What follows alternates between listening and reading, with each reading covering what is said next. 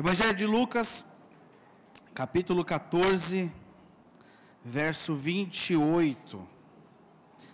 Nós vamos ler até o 35. O preço, nós vamos falar aqui essa noite é sobre como tomar decisões.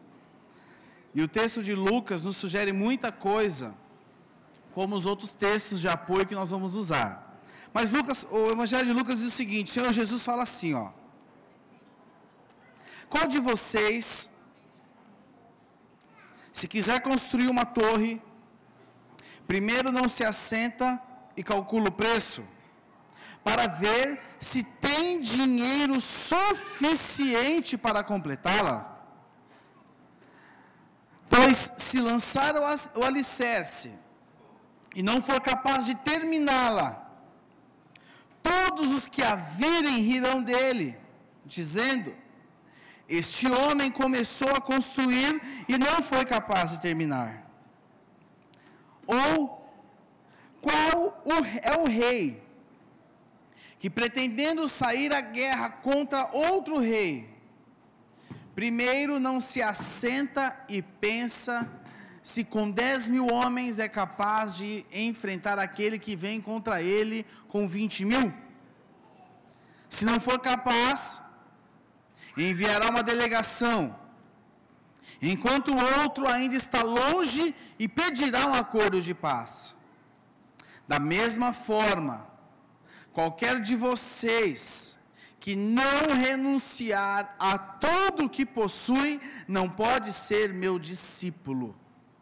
O sal é bom, mas se ele perder o sabor, como restaurá-lo? Não serve nem para o solo, nem para adubo, é jogado fora. Aquele que tem ouvidos para ouvir, ouça. Senhor, nós somos gratos a Ti pela Tua palavra e por este momento. Nós queremos ouvir a Tua voz em nosso meio nessa noite, Senhor. Toda distração, tudo que se levanta para roubar a atenção dos Teus filhos, nós, na autoridade do nome de Jesus Cristo, ordenamos por terra agora, meu Pai. E que sobre a Tua igreja nessa noite, o Teu Espírito Santo tenha liberdade, a Tua presença, Jesus. Jesus, a Tua presença, que fique em evidência em nosso meio nessa noite. Em nome de Jesus, amém. Amém? Nós vamos falar sobre decisões. A nossa vida no dia a dia, ela é feita de decisões. Até mesmo não decidir é uma opção, é uma decisão. E falando sobre decisão, Jesus, ele nos coloca aqui um exemplo. Ele fala assim no verso 28. Qual de vocês, se quiser construir uma torre? Tudo aquilo em que nós decidimos nas nossas vidas estão baseado em duas coisas. O que, como nós bem sabemos, e o como. E Jesus, através deste texto, ele nos mostra isso também. Então, ele fala o que aqui? Qual de vocês, se quiser construir uma torre? Ele está falando o quê? Qual é o objetivo? Construir a torre. Mas aqui ele fala depois: primeiro não se assenta e calcula o preço, para ver se tem dinheiro suficiente para completá-la. Aqui ele fala o como. Porque logo depois, no verso 29, ele fala assim: pois se lançar o alicerce e não for capaz de terminá-la, todos os que a virem rirão dele, dizendo: este homem começou a construir e não foi capaz de terminar. Ou seja, a partir do momento que aquele homem sabia o que ele queria fazer, se ele não tivesse o como ele iria fazer, ele cairia em motivo de riso para as pessoas, porque começaria e não terminaria. E logo em seguinte, Jesus usa outro exemplo, onde ele diz: o qual é o rei que, pretendendo sair à guerra contra outro rei, o que o rei iria fazer? O que era? Sair, irmão, ajuda aí. Sair à guerra, fala assim, o que ele ia fazer? Sair à guerra. Viu como vocês são espontâneos? Está rolando bem a química. Qual o rei que quer sair à guerra? Pronto, sabe, se o rei quer sair à guerra, fechou. Vamos para a guerra. E vamos com quem? Vamos para a guerra. Opa, pisei no negócio aqui. Vamos para a guerra. Mas aí Jesus completa. Primeiro não se assenta e pensa. Ou seja, ele pensa em como ele irá sair para a guerra. As nossas decisões não podem ser somente baseadas naquilo que queremos fazer, mas e sim em como iremos fazer, o que faz toda a diferença. Jesus, através desse exemplo de uma construção, ele mostra decisões, tanto do construtor, quanto do rei que iria sair à guerra, sob uma posição de como eles iriam executar aquilo. E a palavra de Deus, irmãos, ela é recheada, ela tem muita coisa a esse respeito. Um grande exemplo disso é o Neemias. Abra sua Bíblia comigo em Neemias. Neemias capítulo 3, nós vamos ler alguns versículos. Neemias, nós vamos ler alguns, não vamos ler todos, nós vamos ler Neemias capítulo 3, 4, 5 e 6. Alguns versículos.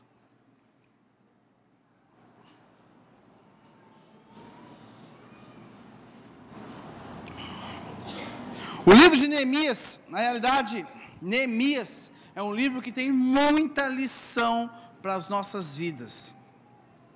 Tanto para a nossa vida dia a dia, vida cotidiana, quanto para a nossa vida, até mesmo vida profissional, tem muito exemplo, irmãos. Em Neemias capítulo 3, ele relata o que aqueles homens fizeram. E Neemias relata o quê? A reconstrução dos muros de Jerusalém. Para você ter uma breve ideia, isso não são números exatos, são números de alguns pesquisadores, eu fiz uma base entre eles. Aquelas muralhas tinham em torno de 8,66 metros de altura. E mais ou menos 1.500 metros quadrados era o que cobria. E detalhe, não era um murinho, o muro do puxadinho, o murinho que divide com a casa do vizinho, não. Eram muros largos, onde podia-se andar em cima deles. E a palavra fala que eles reconstruíram aqueles muros em 52 dias. Neemias, liderando um povo, reconstruiu as muralhas ao redor de uma cidade em 52 dias. E o capítulo 3 nos relata isso. O capítulo 3 fala sobre reconstrução, construir e reparo. E o versículo 1 fala assim: o sumo sacerdote Eliacibe e os seus colegas sacerdotes começaram o seu trabalho e reconstruíram a porta das ovelhas. E se você for ler todo o contexto de Neemias 3, até o verso 32, ele vai mostrar etapas e partes daqueles muros que foram reconstruídos, reparados e construídos. Então, o capítulo 3, ele mostra o como. Mostra o quê? O que eles fizeram? Reconstruir os muros. Até aí a gente consegue falar, beleza. Ele reconstruiu, mas o capítulo 4, 5 e 6 nos dá o detalhamento, nos dá o como aquilo foi feito, o como aqueles homens trabalharam, como eles fizeram, como eles se comportaram, o que estava acontecendo no contexto daquela reconstrução. Por exemplo, capítulo 4, verso 1, diz assim: quando Sambalate era governador de Samaria, e Sambalate temia Deus, porém também seguia outros deuses da época. Quando Sambalate soube que estávamos reconstruindo o muro, o que ele ficou, que diz a sua Bíblia aí? Furioso, ridicularizou os judeus, E na presença de seus compatriotas e dos poderosos de Samaria, disse: o que aqueles frágeis judeus estão fazendo? Será que vão restaurar o seu muro? Irão oferecer sacrifícios? Irão terminar a obra num só dia? Será que vão conseguir ressuscitar pedras de construção daqueles montes de entulhos e de pedras queimadas? Isso aqui foi o começo da afronta. E aí, o versículo 3 diz: Tobias, o amonita, que era governador de Amon, estava ao seu lado. E aí tem um contexto de afronta contra Neemias e o povo que reconstruiu os muros. E se você for andando aí no capítulo 4 mais para frente, no verso 6, diz o seguinte, no finalzinho dele, fala o seguinte: pois o povo estava totalmente dedicado ao trabalho. Por que aquele povo estava dedicado ao trabalho? Porque eles sabiam, estava claro para eles o que eles precisavam fazer. Não existia a ideia: é o seguinte, povo, estão me ouvindo? Toma, beleza, todo mundo está bem? Estou bem, nós vamos reconstruir, beleza galera? Beleza, então vamos embora. Aí cada um fica olhando para cada do outro, e aí? Não, eles sabiam o que eles precisavam fazer. E no contexto daquilo que eles sabiam que eles precisavam fazer, começaram a aparecer as dificuldades. E quando você lê o capítulo 4, 5 e 6, você fala o seguinte: 52 dias realmente foi um grande milagre, diante de tudo que eles enfrentaram. Em meio a dificuldades, no verso 8 diz o seguinte: todos juntos, olha só irmãos, todos juntos planejaram atacar Jerusalém e causar confusão. Mas a palavra diz o seguinte: mas nós oramos ao nosso Deus. A oração estava incluso em como eles estavam fazendo. Aí mais para frente, no verso 13, fala o seguinte: por isso posicionei alguns do povo atrás dos pontos mais baixos do muro, nos lugares abertos, divididos por famílias, armados de espada, lanças e arcos. Ou seja, o povo estava trabalhando armado porque estava em meio a uma guerra. Eles não só construíram, reconstruíram e repararam, mas eles também guerrearam. Foi como eles fizeram. E aí em diante vai dando um contexto, todo o capítulo 4. No capítulo 5 de Neemias, mostra que o inimigo ali se tornou outro, adicionou-se um outro inimigo. Sabe quem era o inimigo? Os próprios de dentro do povo. Porque existia uma seca na época. As pessoas estavam passando fome, havia essa dificuldade financeira. E os próprios do povo começaram a fazer o quê? Vender trigo. E aqueles que não tinham dinheiro para pagar, sabe o que eles faziam? Vendiam os seus filhos para que aquelas pessoas, para quem eles deviam, vendessem esses filhos como escravos e tivessem seu dinheiro recuperado. E Neemias fez o quê? Se reuniu com essas pessoas e sanou um problema que acontecia no meio do povo. No capítulo 6 de Neemias, fala o seguinte, no versículo 1, bem no meio dele, fala o seguinte: eu havia reconstruído o muro, e não havia ficado nenhuma brecha. Aí fala que ele ainda não tinha colocado as portas nos seus lugares.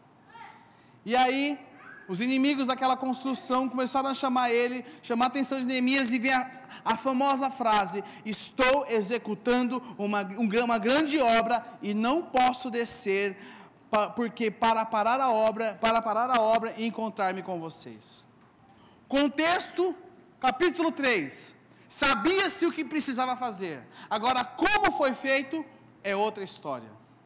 Mas a palavra de Deus está repleta de exemplos. Por exemplo, Davi, lá em 2 Samuel, abra sua Bíblia comigo, 2 Samuel capítulo 24. 2 Samuel 24, verso 18.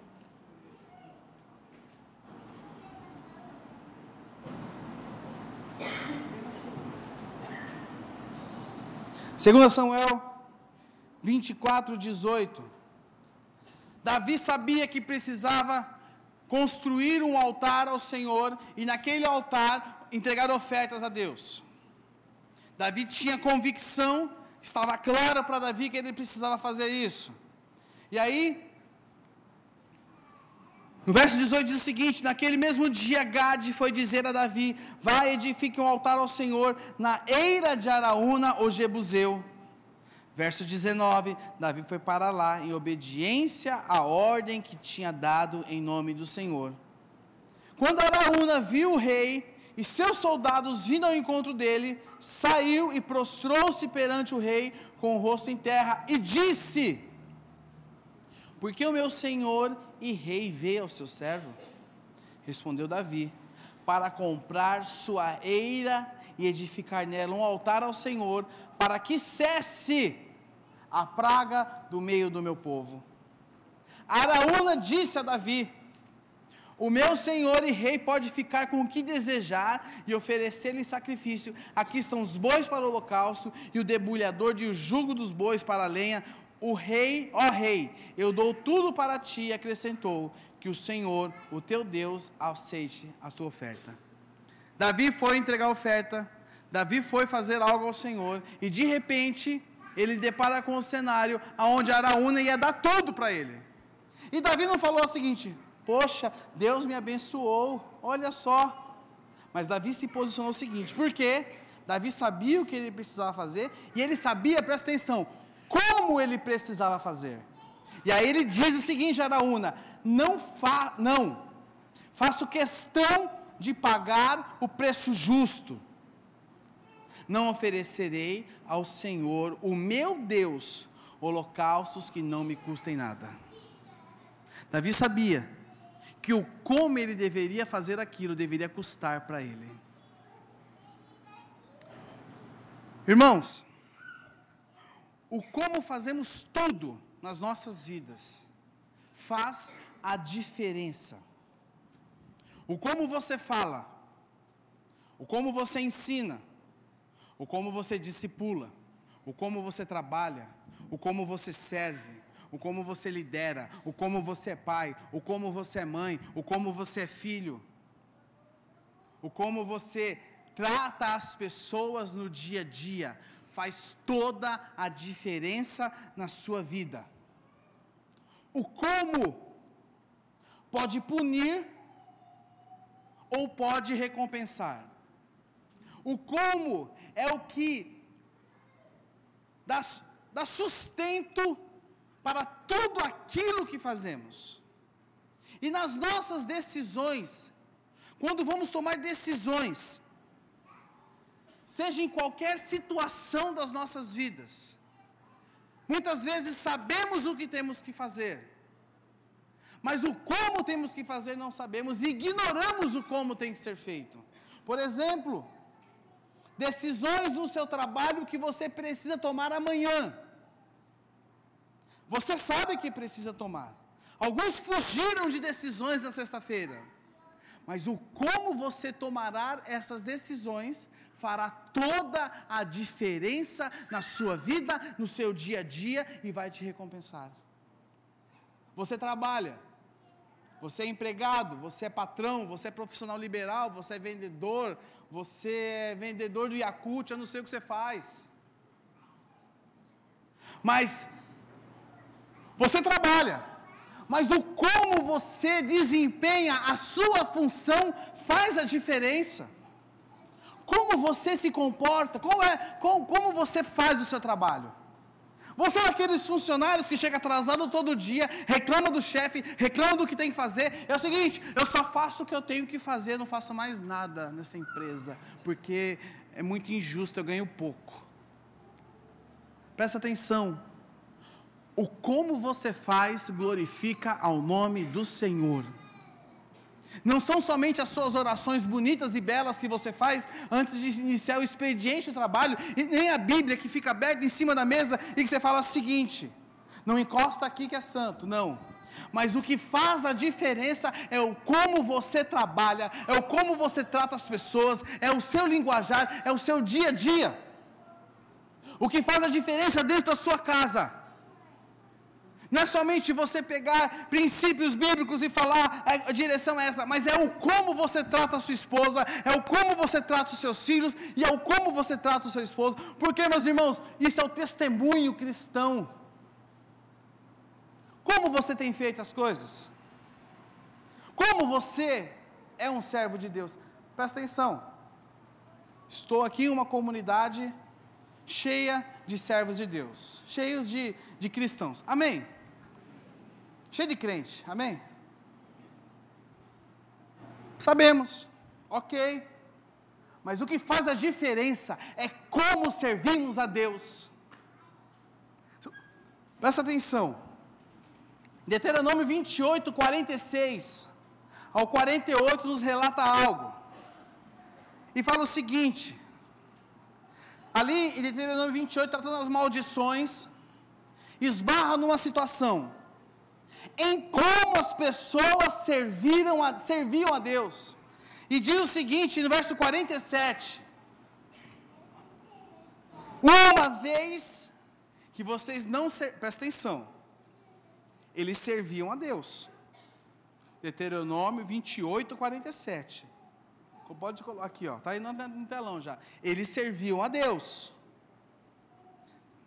Entregavam sacrifício. Contextualizando, iam para o culto. Ia para o G100. Estava lá. Estava presente. Ok.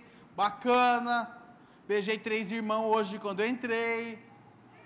Dei graça e paz. Orei no almoço, fiz devocional, obrigado, mas eu fiz. Quem falou que eu não fiz? Meu pai mandou, eu fiz. Estou no culto, porque aliás, o culto é minha obrigação dominical. Mas aí fala o seguinte, uma vez que vocês não serviram com júbilo e alegria ao Senhor. Não basta ser, tem que servir com júbilo e servir com alegria. Salmo de número 100, verso 2, fala o seguinte, servir ao Senhor com alegria. Servir ao Senhor com alegria.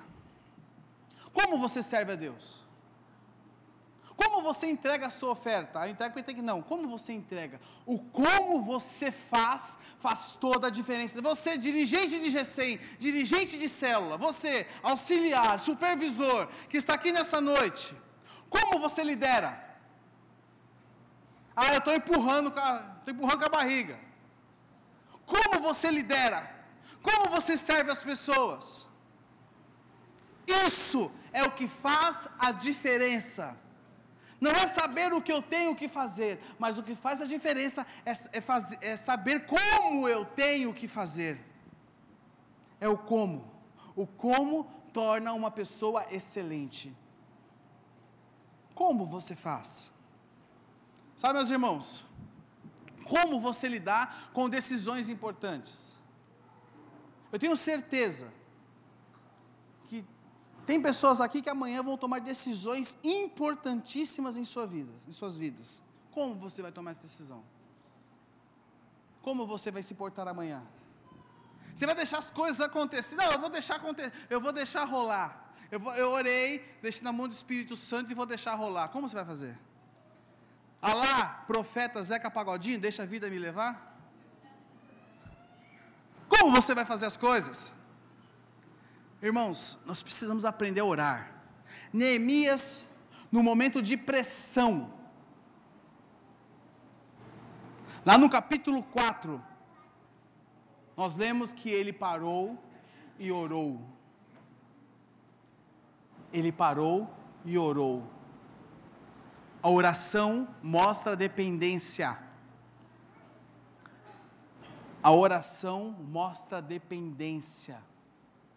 Quando você ora diante de situações e de decisões importantes, você está mostrando dependência e que você precisa de uma direção de Deus.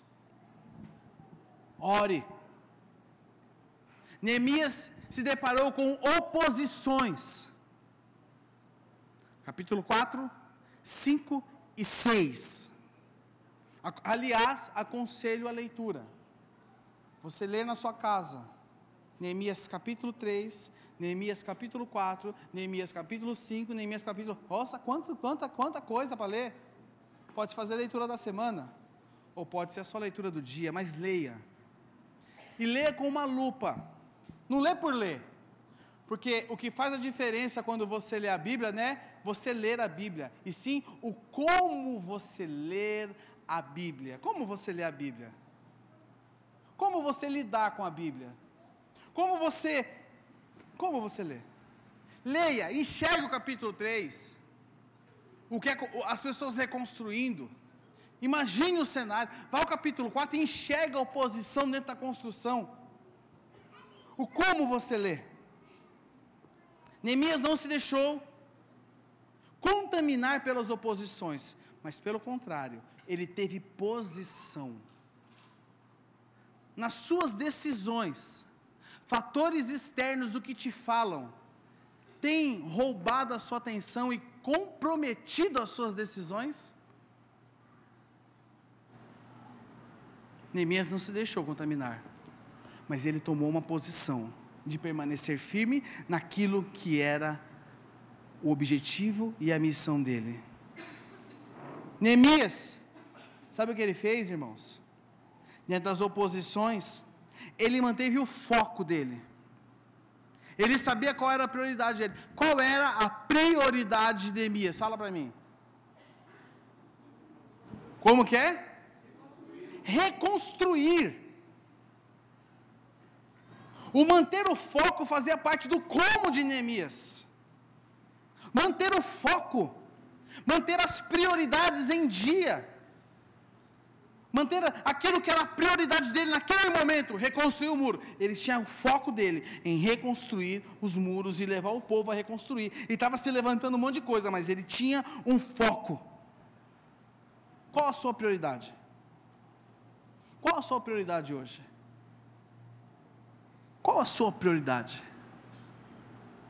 Eu tenho certeza que nós temos muitas coisas, você tem muitas prioridades, muitas coisas que você quer alcançar, você quer conquistar. Você tem viagem do sonho, o carro do sonho, a casa do sonho, o sapato do sonho, o tênis do sonho, a calça do sonho, a blusa do sonho, tudo sonho. Mas nós temos que ter em mente o seguinte, que acima de qualquer coisa, a nossa prioridade número 1 é o Senhor. Como você tem lidado com essa prioridade na sua vida? O seu foco tem sido roubado fácil? Mantenha o foco, meu irmão. Mantenha o foco. Confie que Deus te capacitará. Ore, confie em Deus, mantenha o foco. A sua força vem do Senhor. Sabe, meus irmãos, para tomar decisões, não basta saber o que eu tenho que fazer, mas o que faz a diferença é como eu vou fazer. Eu tenho certeza que amanhã aqui, pessoas vão contratar, demitir, negociar, precisam tomar decisões com relação a propostas, compra, venda, troca. Você vai reclamar amanhã alguma coisa também, mas você tem que fazer uma reclamação. Às vezes você vai namorar, vai começar a namorar amanhã, amém? Eu vi uns amém ali. Começar a namorar. Mas o que faz a diferença é o como você vai fazer tudo isso. Talvez você esteja aqui e você precise tratar algum assunto com o seu cônjuge. Mas o que vai fazer a diferença é o como você vai tratar este assunto com o seu cônjuge. Talvez você precise se reconciliar com alguém. Sabe o que vai fazer a diferença? É o como você vai se reconciliar com esse alguém. Talvez você precise conversar com alguém, tratar um assunto importante. O que vai fazer a diferença é o como você vai conversar e tratar este assunto importante. O que faz a diferença é o como. Porque sabe, o que fazer, nós sabemos que nós temos que fazer. Está muito claro. Mas o como vamos fazer é que faz toda a diferença. E eu sei que no nosso meio, Aqui no meio da nossa comunidade tem pessoas que precisam tomar decisões importantes amanhã. Seja qual for a área da sua vida, seja qual for a área que você esteja pensando, pessoas precisam tomar decisões importantes amanhã. Até mesmo, será que eu peço a conta?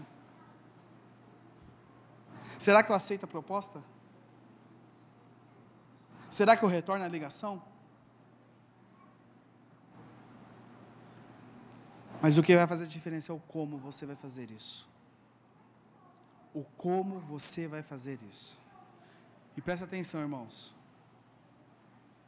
Quando agimos dentro dessa perspectiva, o nome do Senhor Jesus Cristo é glorificado. O nome de Jesus é glorificado através da sua vida. Eu queria convidar você neste momento que fechasse seus olhos. Feche seus olhos.